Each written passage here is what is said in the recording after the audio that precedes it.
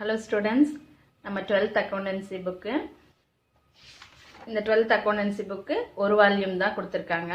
அதுல வந்து 10 லெசன் இருக்கு. இப்போ ஃபர்ஸ்ட் லெசன் நம்ம பார்க்கறோம். முழுமை பெறா பதிவேடுகளிலிருந்து கணக்குகள்.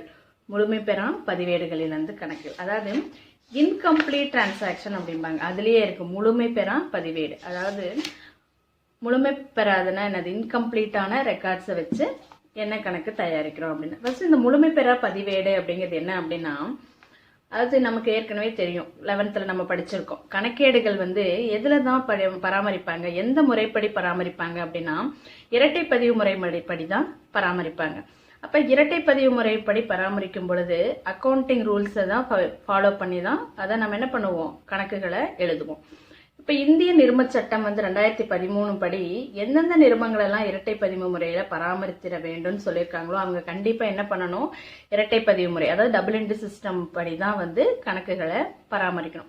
அப்ப எல்லாருமே இரட்டை பதிவு முறையை பராமரிக்க வேண்டுமா அப்படின்னா சில அமைப்புகள் பிற அமைப்புகள் இந்த நிறும சட்டப்படி இல்லாத அமைப்புகள் என்ன பண்ணுவாங்க அப்படின்னா இந்த இரட்டை பதிவு முறைப்படி கணக்குகளை பின்பற்ற மாட்டாங்க. அவங்க என்ன பண்ணுவாங்க அப்படின்னா இந்த முழுமை பெறா பதிவேடுகளை தயாரிப்பாங்க.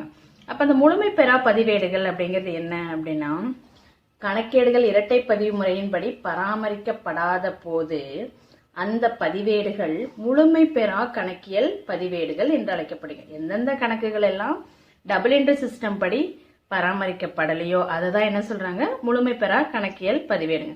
அப்ப இதுல என்ன பண்ணிருப்பாங்க அப்படின்னா இது பொதுவா ரொக்க கணக்கு மற்றும் ஆள்சார் கணக்குகளான வாடிக்கையாளர் மற்றும் கடனீந்தோர் கணக்கு மட்டுமே முழுமையா பதிவு பண்ணியிருப்பாங்க. மித்த கணக்குகள்ல என்ன பண்ணிருக்க மாட்டாங்க அப்படின்னா பதிவு செஞ்சிருக்க மாட்டாங்க. அதாவது என்ன பண்ணுவாங்க, ஒரு நடவடிக்கைகளை ஒரு தன்மையை மட்டும் பதிவு பண்ணுவாங்க, ஒரு தன்மையை பதிவு பண்ண மாட்டாங்க. இப்ப நம்ம ஏற்கனவே பார்த்திருக்கோம் இரட்டை பதிவு முறைப்படி பின்பற்றப்படுறாங்க அப்படின்னா ரெண்டு தன்மையுமே பற்றுத்தன்மை வரவுத்தன்மை ரெண்டுமே பதியப்படும். அப்ப இந்த முழுமை பெறா பதிவேடுகள்ல ஏதாவது ஒரு தன்மையை மட்டும்தான் பதிவு பண்ணிருப்பாங்க, மற்ற தன்மையை பதிவு பண்ணாம விட்டுருக்க மாட்டாங்க. அப்ப அந்தந்த ஆர்கனைசேஷனை பொறுத்து மாறுபடும். இப்ப அதுக்கு ஒரு எடுத்துக்காட்டு பார்த்தோம் அப்படின்னா வாடிக்கையாளரிடமிருந்து பெற்ற மற்றும் கடனீந்தோருக்கு செலுத்திய ரொக்கம். கஸ்டமர்ல இருந்து கடன் வாங்கியிருக்கிற பணம், அதே மாதிரி என்ன பண்ணிருக்கோம், கடன் வாங்கினவங்களுக்கு பணத்தை திருப்பி செலுத்துறோம். இரண்டு தன்மைகளும் பதியப்படுகின்றன. சில நடவடிக்கைகளுக்கு ஒரு பகுதி மட்டும் பதியப்படுகிறது, அதாவது ஒரே ஒரு தன்மை மட்டும் பதியப்படுகிறது.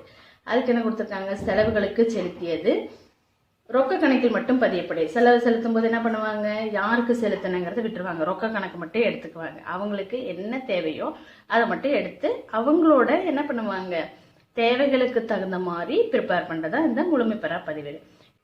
இந்த முழுமை பெறா பதிவேடுகளின் இயல்புகள், அதோட இயல்புகள் எப்படி இருக்கும், ஃபீச்சர்ஸ் எப்படி இருக்கும் அப்படின்னா அதுல ஃபர்ஸ்ட் வந்து தன்மை. அதோட தன்மை என்ன, இது வந்து என்ன பண்ண மாட்டாங்க அப்படின்னா நடவடிக்கைகளை அறிவியல் தன்மையற்றவும் ஒழுங்குமுறையற்ற ஒரு என்ன பண்ண மாட்டாங்க, ஒரு ரூல்ஸ் படி எதுவுமே இல்லாம அவங்களோட வசதிக்கு தகுந்த மாதிரி என்ன பண்ணுவாங்க தயாரிப்பாங்க.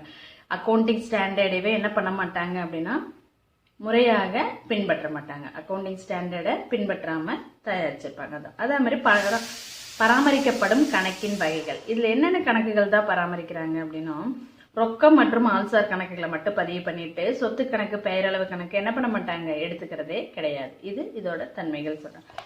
அடுத்தது சீரற்ற தன்மை. சீரற்ற தன்மை அப்படிங்கிறது பல்வேறு நிறுவனங்களுக்கிடையே நடவடிக்கைகள் பதிவு செய்வதில் சீரற்ற, அதாவது என்ன பண்ண மாட்டாங்க, ஒரே மாதிரி ஃபாலோ பண்ண மாட்டாங்க. அவங்களோட விருப்பத்துக்கு அவங்களோட இஷ்டப்படி கணக்குகளை தயாரிப்பாங்க. இப்ப வெவ்வேறு நிறுவனங்கள் தங்களுடைய தேவைகளுக்கும் வசதிகளுக்கு தகுந்த மாதிரி தயாரிப்பாங்க, ஒரு காமன் ரூல்ஸை பேஸ் பண்ணி தயாரிக்க மாட்டாங்க.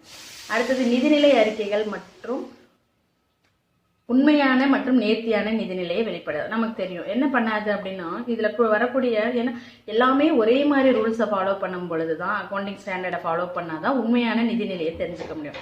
அப்ப இவங்க வந்து ஒவ்வொரு நிறுவனமும் அவங்களுக்கு தகுந்த மாதிரி தயாரிக்கும் போது என்ன ஆகாது, உண்மையான நிதி நிலைமையும் வந்து நம்மளால தெரிஞ்சுக்க முடியாது, லாப நட்டமும் என்னவா இருக்காது, உண்மையான நம்மளால சொல்ல முடியாது. அடுத்தது பொருந்தும் தன்மை. இது எதுக்கெல்லாம் தான் பொருந்தும் அப்படின்னா, அதாவது சட்டப்படியான என்ன பண்ண இரட்டை பதிவு முறையில் படி யாரெல்லாம் கணக்கேடுகளை பராமரிச்சிருக்காங்களோ அந்த நிறுவனங்களுக்கு இது பொருந்தாது. இப்ப சட்டப்படியா இல்லாம ரெஜிஸ்டர் பண்ணாம இருக்கக்கூடிய இந்த தனியார் வாணிகத்துக்கு, அதே மாதிரி கூட்டாண்மை நிறுவனத்துக்கு கூட்டாண்மை கணக்குகளை தயாரிக்கலாம், அவங்களுக்கு மட்டும்தான் இது பொருந்தும். அடுத்தது வியாபார நடவடிக்கைகளுடன் உரிமையாளர் நடவடிக்கைகளை பதியப்படுதல். இப்ப என்ன பண்றாங்க அப்படின்னா, உரிமையாளரோட தனிப்பட்ட நடவடிக்கைகளை வியாபார நடவடிக்கையாக கலந்து பதிவு செய்யறாங்க.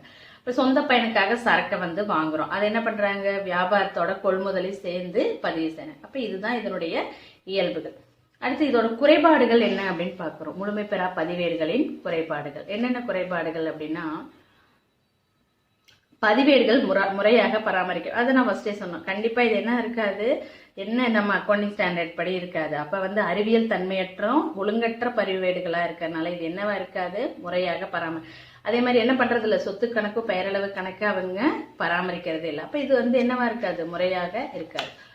அடுத்தது ரெண்டாவது, இருப்பாய்வு தயாரிக்கிறது கடினம். அதான் இருப்பாய்வு தயாரிக்கணும்னா என்ன பண்ணிருக்கணும், நம்ம இப்போ என்ன பண்ணுவோம், 11th படிச்சிருக்கிறோம், குறிப்பேடு போட்டு பெயரேடு போட்டு ப்ராப்பரா நம்ம என்ன பண்ண முடியும், உண்மையான நிதிநிலையை அறிஞ்சுக்கிறதுக்கு இருப்பாய்வு தயாரிக்கிறோம். அப்ப இவங்க பராமரிக்கிற கணக்குகளை என்ன பண்ணிருக்கிறாங்க, நம்ம எல்லா வந்து என்ன பண்ணுவோம், ஆள்சார் கணக்கு, சொத்து கணக்கு, பெயரளவு கணக்கு வரும்.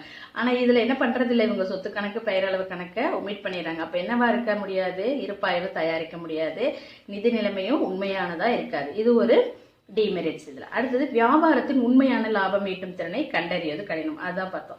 இவங்க தயாரிக்கக்கூடிய கணக்குகள் என்ன பண்ண முடியாது, நம்ம வியாபார கணக்கு லாப நட்ட கணக்கு துல்லியமாக லாபத்தை தரும்னு சொல்ல முடியாது. ஆனா அப்ப என்ன பண்ண, அவங்களோட விருப்பத்தின் பேர்ல தயாரிக்கிறதுனால இதுல வர லாபம் என்னவா இருக்காது, உண்மையானதா இருக்காது.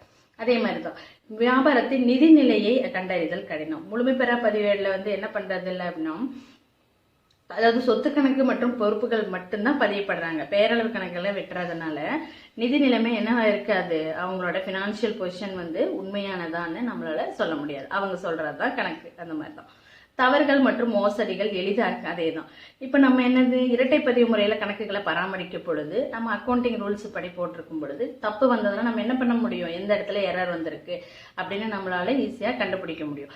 அப்ப என்ன, ஏன்னா ரூல்ஸ் படி எழுதியிருப்போம், எதெல்லாம் டெபிட்ல வரும், எதெல்லாம் கிரெடிட்ல வரும், எதெல்லாம் ரெசிப்ட், எதெல்லாம் பேமெண்ட் எழுதியிருப்போம். பட் இவங்க என்ன பண்றது இல்ல, ரூல்ஸை ஃபாலோ பண்றது இல்ல. அப்படி இருக்கும் பொழுது என்ன இருக்காது, இதுல இப்போ ஒரு பகுதி மட்டும் தான் தெரிஞ்சுக்க முடியுது, பதிவேடுல ஒரு பகுதி மட்டும் எடுக்கிறதுனால என்ன பண்ண முடியாது, சோதனை செய்து அதை வந்து கண்டுபிடிச்சு நம்ம என்ன பண்ண முடியாது, மோசடிகளை தவிர்க்கவும் முடியாது, கண்டுபிடிக்கவும் முடியாது.